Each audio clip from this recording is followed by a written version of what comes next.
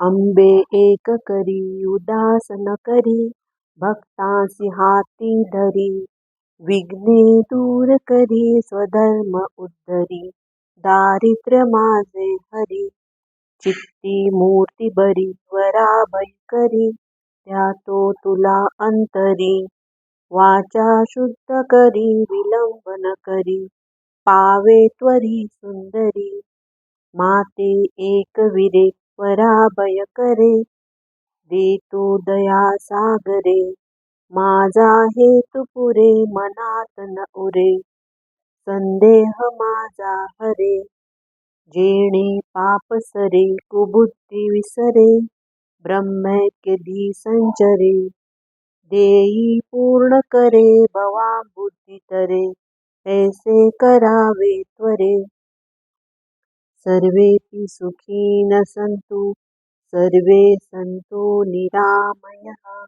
सर्वे भद्राणि पश्यन्तु, मा कश्चित् दुःखभाग् भवेत्. ओम शांती शांती शांती. नमस्कार, मी कल्पना थोरात. तुम्हा सगळ्यांना आजपासून सुरू होणाऱ्या शारदीय नवरात्रीच्या मनापासून हार्दिक शुभेच्छा. नवरात्रीच्या या शुभमुहूर्तावर मी अगदी मनातलं हे यूट्यूब चॅनल सुरू करते. यात मी माझ्या आईच्या कविता, तिने लिहिलेली प्रवास वर्णनं, तसंच माझी मैत्रीण सौ स्मिता मुंगळे हिचं काही लेखन सादर करणार आहे. याचबरोबर वेगवेगळी प्रवास वर्णनं, बागकाम विषयक माहिती, विविध रेसिपी आणि बरंच काही तुमच्यापर्यंत पोहोचवण्याचा आमचा प्रयत्न असेल. आवड, छंद आणि नवीन काही करण्याची इच्छा यामधून ही संकल्पना प्रत्यक्षात आली आहे. तुम्हालाही हे आवडेल अशी अपेक्षा. नवरात्रोत्सव म्हणजे तरी काय, तर स्त्री शक्तीचा सन्मान करण्याचा उत्सव. प्रत्येक स्त्री ही दुर्गेचं एक रूप असते. म्हणूनच एका सर्वसामान्य स्त्रीचा स्वतःला सिद्ध करण्याचा प्रवास सांगणारी एक कथा आज मी सादर करणार आहे. तुम्हाला आमचा हा प्रयत्न कसा वाटला हे कमेंट करून सांगा. आम्ही तुमच्या प्रतिक्रियांच्या प्रतीक्षेत आहोत. कथेचं नाव आहे उंच माझा झोका. लेखिका सौ स्मिता मुंगळे आणि सादरीकरण सौ कल्पना थोरात. सुस्वागतम चा फलक असलेले ते भव्य प्रवेशद्वार, त्यावर पुरस्कार प्राप्त महिलांचे फोटो, सभोवती सुंदर रंगीबेरंगी फुलांनी सजवलेली कमान. हे दृश्य म्हणजे अरुंधतीला अनपेक्षित धक्काच होता. तिने या अशा सोहळ्याची स्वप्नातही कल्पना केली नव्हती. हा सगळा थाट बघून ती जास्तच अवघडून गेली. तिच्या चेहऱ्यावरचे भाव तिच्या नवऱ्याने बरोबर ओळखले आणि खुणेनेच तिला घाबरू नको असं सांगितलं. खरं तर या पुरस्कारासाठी नाव देण्याची तिची तयारी नव्हतीच, पण नवरा आणि मुलांनी मागे लागून तिला फॉर्म भरायला लावला.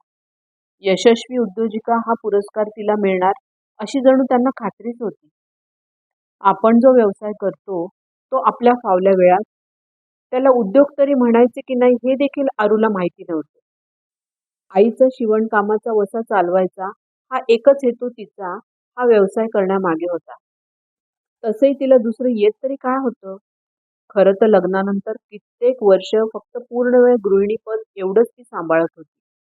लहान वयात लग्न होऊन ती अगदी छोट्या गावातून मोठ्या शहरात आली. नंतरचे बरेच दिवस, वर्ष ती फक्त त्या शहरातच नाही तर मोठ्या घरात रुळण्यासाठी धडपडत राहिली. कनिष्ठ मध्यम वर्गीय चौकोनी कुटुंबातून येऊन एका मोठ्या सधन कुटुंबात स्थिरावणे हे तिच्यासाठी आयुष्यातील मोठे स्थित्यंतर होते. तिथे रुजायला थोडा जास्त काळ जावा लागला. आपल्या प्रेमळ स्वभावाने आणि कष्टाळू वृत्तीने तिने हळूहळू घरातील लोकांना आपलेसे केले. सासू सासऱ्यांचे पथ्यपाणी, हवे नको बघण्यात, आला गेला सणवार, पाठोपाठच्या मुलांचे संगोपन यात तिला दिवसाचे 24 तास कमी पडू लागले. कला शाखेची पदवीधर असलेल्या तिला बाहेर जाऊन कुठे नोकरी देखील करायची नव्हती. त्यामुळे ती तिच्या घर संसारात खुश होती. आदर्श सून आणि आदर्श आई आणि अर्थातच आदर्श पत्नी हे पुरस्कार मिळवणं हे जणू आता तिचं ध्येय बनलं होतं. बाहेर कुठेही गेली असता कोणी विचारलं, तू काय करतेस? तर काहीच नाही, मी घरीच असते हे सांगण्याची तिला आता सवय झाली होती. एके दिवशी तिचा धाकटा मुलगा शाळेत जाताना अगदी सहज तिला म्हणाला, "आई, मी आणि दादा शाळेत गेल्यावर दिवसभर तू काय करतेस ग? काहीतरी करत जा ना. माझ्या कितीतरी मित्रांच्या आया खूप काय काय करत असतात." लेकाच्या या बोलण्याने आरूला पहिल्यांदा याविषयी विचार करायला भाग पाडलं. त्यानंतर एकदा दुपारी जेवणानंतर बघूया जमतं का असा विचार करत तिने काही जुन्या कापडांपासून एक गोधडी शिवायला घेतली. खरं तर तिला फारशी शिवणकामाची आवड नव्हती, पण केवळ आईची आठवण म्हणून तिने आई गेल्यानंतर आईचं शिलाई मशीन इकडं सासरी आणलं होतं. गेले कित्येक दिवस ते मशीन नुसतंच पडून होतं, पण आज प्रथमच तिने त्याचा वापर केला. बघता बघता 2-3 दिवसात छान गोधडी तयार झाली. अगदी आई शिवायची तशीच. एकाच गोधडीवरून तिच्या दोघी लेकांमध्ये गोधडी कोणी घ्यायची यावरून भांडण सुरू झालं. म्हणून आणखीन एक गोधडी तिने शिवली. कितीतरी दिवसांनी नवनिर्मितीचा आनंद तिने उपभोगला. नाहीतर लग्न झाल्यापासून कित्येक वर्ष केवळ स्वयंपाकघर एवढंच तिचं कार्यक्षेत्र झालं होतं. मुलं गमतीने त्या गोधडीला मायेचं पांघरूण म्हणत असत. नंतर मात्र तिला नवनवीन डिझाईन्स, रंगसंगती जुळवून वेगवेगळ्या प्रकारच्या गोधड्या शिवून बघण्याचा छंदच लागला. फावल्या वेळात ती गोधड्या बनवून ठेवू लागली.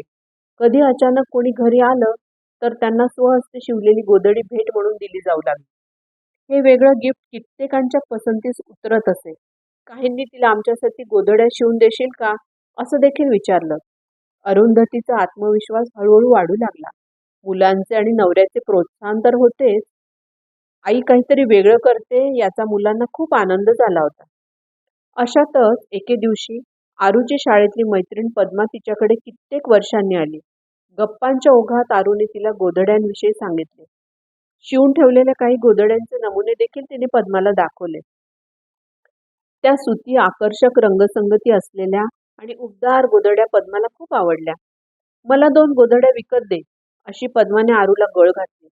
मात्र अनेक वर्षांनी घरी आलेल्या शाळकरी मैत्रिणीला गोधडी विकत देणे आरूला प्रशस्त वाटेना. म्हणून तिने एक गोधडी मैत्रिणीला भेट म्हणून दिली. पद्माने या गोधडीला मैत्रीची ऊब असे नाव दिले. आपण मैत्रिणीला दिलेली भेट आरू विसरून देखील गेली होती. अचानक एके दिवशी पद्माचा फोन आला आणि म्हणाली, "आरू, मला 25 गोधड्या शिवून दे ना. माझ्याकडे एक छोटा कार्यक्रम आहे, तेव्हा आलेल्या पाहुण्यांना गोधडी भेट म्हणून देईल म्हणते." "अगं, एकदम 25? मी वेळ मिळेल तेव्हा एखादी शिवत असते," आरू म्हणाली. "अगं, मी काही लगेच उद्या दे म्हणत नाहीये, अजून महिना आहे, तेवढ्यात तर देशील?" पद्माने तिला नाही म्हणायला वावच दिला नाही. शेवटी हो नाही करत आरूने पद्माची ऑर्डर स्वीकारली. पुढे 15 दिवस ती वेगवेगळी डिझाईन्स, रंगसंगती, कापड खरेदी यात रमून गेली. तिची कामाची लगबग नवरा आणि मुलं बघत होती. एक नवीन उत्साह तिच्या संचारला होता. आता तिला वेळ कमी पडू लागला होता. पण सगळ्यांना थोडंच कौतुक वाटतं किंवा वाटलं तरी व्यक्त करता येतं. आणि तसंही कौतुक करण्यासाठी मन मोठं असावं लागतं हे खरं, हे आरूला माहीत होतं. काय तरी ते नुसते उद्योग, उगाच कापडाचे तुकडे जोडत बसायचे, यापेक्षा कितीतरी छान रजाया हल्ली बाजारात मिळतात. हिच्याकडून घेण्यापेक्षा दुकानातून आणलेल्या बऱ्या. अशा कित्येक जिव्हारी लागणाऱ्या, नाउमेद करणाऱ्या प्रतिक्रिया आरूच्या कानावर येत होत्या. खूप दुखावली जात होती ती. पण नवरा पाठीशी ठाम उभा होता. "तुला यातून आनंद मिळतोय ना? मग कर तू तुझे आवडते काम. इतरांच्या बोलण्याकडे का लक्ष देते?" या त्याच्या शब्दांनी आरूला काम करण्याचे बळ मिळत होते. बघता बघता वेळेआधीच 25 गोधड्यांची ऑर्डर पूर्ण झाली. पद्माच्या कार्यक्रमात आलेल्या पाहुण्यांना ही भेट म्हणून दिलेली प्रेमाची गोधडी फार आवडली. एक प्रकारे तिथे आरूच्या व्यवसायाची जाहिरातच झाली. त्यानंतर मात्र तिने मागे वळून पाहिलेच नाही. घरी कामाला येणाऱ्या मावशींना आणि त्यांच्या सुनेला हाताशी घेऊन तिने ऑर्डर्स घ्यायला सुरुवात केली. सर्वानुमते तिने या तिच्या छोट्या उद्योगाला मायेचं पांघरूण असं नाव दिलं होतं. बघता बघता या मायेच्या पांघरुणाचा विस्तार चांगलाच झाला होता. एकदा कुठल्याशा वर्तमानपत्रात तिच्या भावाने बातमी पाहिली आणि महिला दिनानिमित्त देण्यात येणाऱ्या आदर्श महिला उद्योजिका या पुरस्कारासाठी आरूचा फॉर्म भरला. खरं तर आरूला याची काही गरज वाटतच नव्हती. ती तिच्या या छोट्या उद्योग विश्वात खुश होती. एके दिवशी तिला आदर्श उद्योजिका पुरस्कार जाहीर झाल्याचा जिल्हा उद्योग केंद्रातून फोन आला आणि आरूसह तिचं संपूर्ण कुटुंब आनंदित झालं. हा पुरस्कार म्हणजे तिला व तिच्या उद्योगाला नाव ठेवणाऱ्यांना दिलेलं सणसणीत उत्तर होतं. त्यानंतर मात्र तिने मागे वळून पाहिलंच नाही. आता मुलंही तशी मोठी झाली होती. आरू कायम घरातील जबाबदाऱ्या पार पाडूनच बाकी कामे करत असे. बघता बघता तिचं मायेचं पांघरूण हा ब्रँड तयार झाला होता. आता तिच्या गोदड्या फक्त महाराष्ट्राबाहेरच नाही तर साता समुद्रापार जात होत्या. आणि तिने ज्याची कल्पनाही केली नव्हती, ना स्वप्न पाहिले होते, तो आजचा सोनेरी दिवस तिच्या आयुष्यात आला. मागच्याच महिन्यात केंद्र शासनाने जाहीर केलेला महिला उद्योजिका पुरस्कार प्राप्त महिलांच्या यादीत तिचं नाव आलं. आरूला सर्वप्रथम आईची आठवण आली. या शिलाई मशीनच्या रूपात आई सारखी आपल्या सोबत असतेच असे तिचे ठाम मत होते. पण आता मात्र आईचा आशीर्वादच जणू कायम तिच्या पाठीशी आहे याची तिला खात्री पटली. कोणतंही काम प्रामाणिकपणे केलं की त्याला यश मिळतंच, ही तिची श्रद्धा फलद्रूप झाली. मुलं देखील आईची धडपड, चिकाटी आणि सचोटी बघत मोठी झाली होती. त्यामुळे त्यांना आईबद्दल नक्कीच आदर तर होताच, पण तेवढंच आईचं कौतुकही होतं आणि अभिमानही. म्हणूनच आज मुलं तिच्याबरोबर या पुरस्कार सोहळ्यासाठी खास वेळ काढून आली होती. एवढंच काय तर पुरस्कार स्वीकारल्यानंतर काय बोलायचं याची सुद्धा लेकीने आईकडून तयारी करून घेतली होती. अहो, जमेल ना हो मला बोलायला? ही मुलं उगाच मला नको त्या गोष्टींसाठी मागे लागतात. मी आत्तापर्यंत कधीच अशी एवढ्या लोकांसमोर बोलले नाही हो. खूप भीती वाटते. आरूने नवऱ्याला शेवटी मनातलं बोलून दाखवलंच. काही नाही ग, उगाच टेन्शन नको घेऊ. छान बोलशील तू. मी सांगतो ना, इति पतिदेव. त्याच्या या बोलण्याने तिला धीर आला. या सोहळ्यासाठी देशाच्या कानाकोपऱ्यातून स्त्रिया पुरस्कार स्वीकारण्यासाठी आल्या होत्या. प्रत्येकीने आपल्या व्यवसायाची सुरुवात कशी झाली, त्यातल्या अडचणी, दाखवलेली जिद्द, असं बरंच काय काय सांगितलं. प्रत्येकाची कहाणी खरंच वेगळी आणि प्रेरणादायी होती. आरूचे नाव जाहीर झाले आणि तिने टाळ्यांच्या कडकडाटात व्यासपीठावर जाऊन पुरस्कार स्वीकारला. तिच्या नवऱ्याने आणि मुलांनी प्रेक्षकांमध्ये उभं राहून टाळ्या वाजवल्या. तेव्हा स्टेजवर उभी असलेली आपली आई, त्यांना आदर्श आई आणि नवऱ्याला ती आदर्श पत्नी भासली. आदर्श उद्योजिका पुरस्कारासोबत आरूला अपेक्षित असलेले पुरस्कार आपोआपच तिच्याकडे चालत आले. तिने तिच्या व्यवसायाची वाटचाल थोडक्यात सांगितली. तेव्हा प्रेक्षकांनी उभे राहून टाळ्या वाजवून तिला दाद दिली. त्यावेळेस आरूला केलेल्या कष्टांचे चीज झाल्यासारखे वाटले. पुरस्कार घेऊन ती दिमाखात खाली उतरत होती तेव्हा पार्श्वभूमीवर उंच माझा झोका हे गाणं वाजत होतं. आपल्याला हा भाग कसा वाटला आम्हाला कमेंटद्वारे नक्की कळवा. आणि हा व्हिडिओ तुम्हाला आवडला असेल तर लाईक, शेअर आणि सबस्क्राईब जरूर करा.